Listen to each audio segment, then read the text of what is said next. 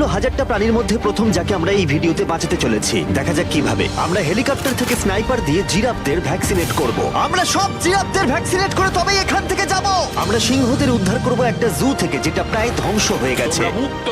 একে অপরের সাথে যুদ্ধ করে মারা যাবার আগেই রাইনোদের আলাদা করব, যেটা এই রাইনোর আয়ু অনেক বছর বাড়িয়ে দেবে। এবং এরকমই আরো অনেক অবিশ্বাস্য রেস্কিউ, যার শুরু হচ্ছে একটা সার্জারি দিয়ে যাই সিংহটার জীবন বাঁচাবে। এ হলো ডক্টর অ্যালেক্স। আমরা এখন কি করতে চলেছি? এই সিংহের টুথ ইনফেকশন আছে, যেটা ওর জন্য খুব ক্ষতিকারক। তাই জন্য ওর টুথ ক্যানেল করতে হবে ওর প্রাণ বাঁচানোর জন্য। এই সার্জারিতে দাঁতের ইনফেকশন সারিয়ে ওর জীবন বাঁচানোর চেষ্টা করা হবে।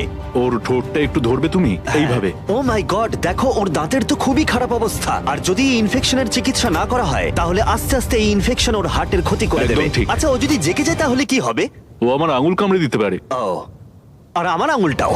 হ্যাঁ, হয়ে গেছে, ও একদম ঠিক আছে। চলো ওকে মুক্ত করো। এখন সিংহটা সুস্থ আর স্বাভাবিক। এখনো এরকম 999টা প্রাণীর জীবন বাঁচানো বাকি। আমাদের পরের মিশন হলো কিছু রাইনোর জীবন বাঁচানো। এই বিশাল জায়গায় আমরা ওদেরকে খুঁজে বার করে ট্র্যাঙ্কুলাইজ করব আর ওদের স্থানান্তর করব। আমরা এখন রাইনোদের খুঁজে বেড়াচ্ছি।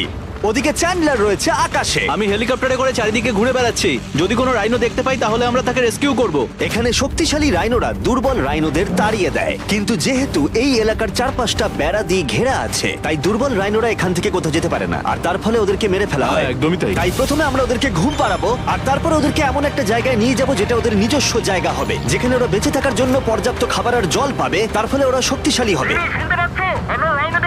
চলো আমরা কি ওখানে রেস্কিউ করি? ঠিক আছে, ও রাইনো দেখতে পেয়েছে। চলো চলো চলো। এই তো। আমার কাছে ট্র্যাঙ্কুলাইজার গান আছে। আমি এটা মেরে ওকে ঘুম পাড়িয়ে দেবো যাতে আমরা ওকে সুরক্ষিতভাবে ধরতে পারি। আমরা পেরেছি। চ্যান্ডলার রাইনোকে হিট করেছে। চলো। চলো।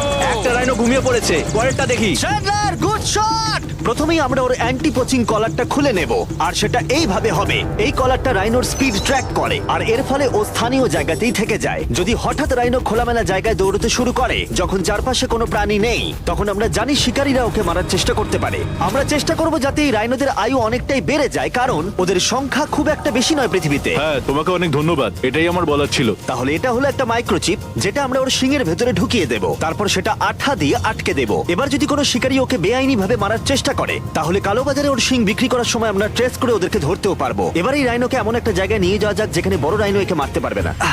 আমি জানি এটা দেখে বড় অদ্ভুত লাগছে, কিন্তু এটা এই রাইনোর আয়ু অনেকটাই বাড়িয়ে দেবে।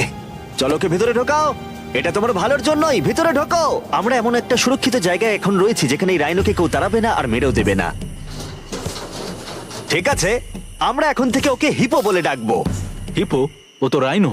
হ্যাঁ, কিন্তু ওর নাম হিপো। ওকে আমি ডাকবো হিপো দ্য রাইনো। ঠিক আছে। ঠিক আছে, হিপো দ্য রাইনো, তোমার জীবন ভালো কাটুক। আমাদের এখনো